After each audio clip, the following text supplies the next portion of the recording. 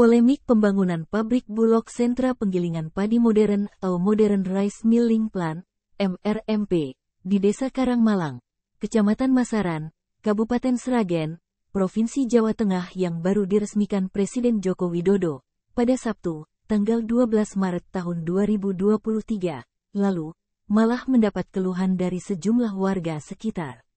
Sejumlah warga pemilik warung kelontong dan warung makan di sekitar proyek Bulog merasa sedih.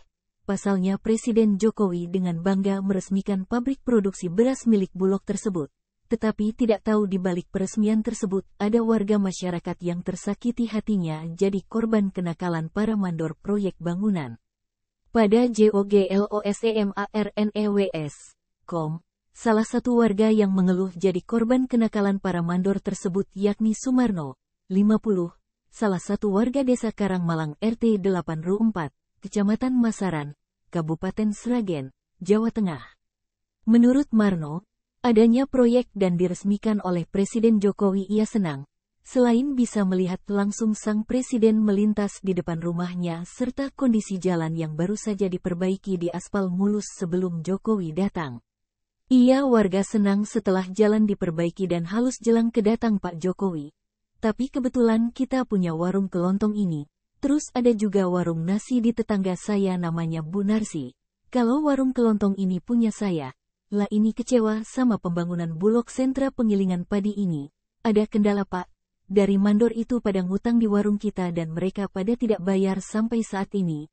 Kemarin saya sudah konsultasi sama Bulog ngak ada tanggapan, ke waskita juga ngak ada tanggapan, kata Marno, Selasa, tanggal 14 Maret tahun 2023. Tak tanggung-tanggung, warga sekitar proyek jadi korban kenakalan mandor mencapai puluhan juta rupiah.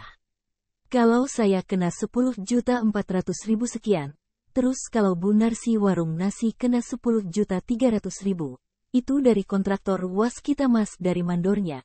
Jadi dari kontraktor waskita itu mendatangkan mandor untuk bekerja di situ. Terus anak buahnya itu pada ngutang di warung kita. Terus ke warung nasi Bu Narsi juga kronologisnya seperti itu, bebernya. Sejak hutangnya semakin banyak dan proyek udah hampir selesai, para mandor nakal tersebut malah tidak ada kabar dan kabur tak balik lagi. Saya minta pertanggungjawaban waskita malah gak ada tanggapan.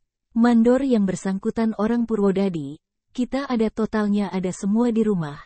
Dulu yang diambil ada rokok setiap hari. Minuman, ya termasuk SS gitu, karena kita hanya warung kecil-kecilan kayak gini di rumah, jelasnya. Menurut Marno, ada 3 mandor yang nakal ngak mau bayar hutangnya sampai saat ini, dan ia sudah lelah mencari keberadaan para mandor nakal tersebut. Saya dah benar-benar capek Mas cari mereka. Mandor tersebut ada Mandor Andi, Mandor Supardianto alias Kemput dan Mandor Agus semuanya orang Purwodadi, bebernya.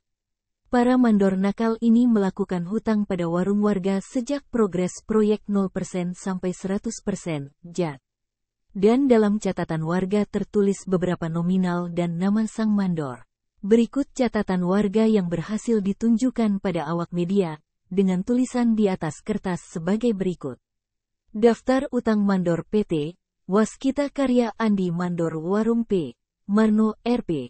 5.471.000 Warung P, Warsidi RP. 3.800.000 Supardianto, Kemput Mandor Warung P, Marno RP. 1.500.000 Warung B Narsi RP. 10.311.000 Agus Mandor Warung P Marno RP. 1.500.000 hutang mulai progres 0% sampai 90% bangun sentra penggilingan padi itu. Dan sampai saat ini mereka tidak menyelesaikan masalah hutang mereka. Harapan saya dengan tayangan ini segera menyelesaikan masalah hutang piutang warung yang terdampak proyek agar segera diselesaikan semua. Kasihan modal kita kecil malah ditipu. Ada Bulog bukannya bikin makmur tapi malah nyusahkan warga, bebernya. Marno juga mengaku, jika kabar ini sampai didengar Jokowi tentu akan bikin malu. Yang penting monggo penyelesaiannya diselesaikan saja. Ini proyek langsung lomas dari pusat dan ini proyek kami melayani 24 jam ke para pekerja itu.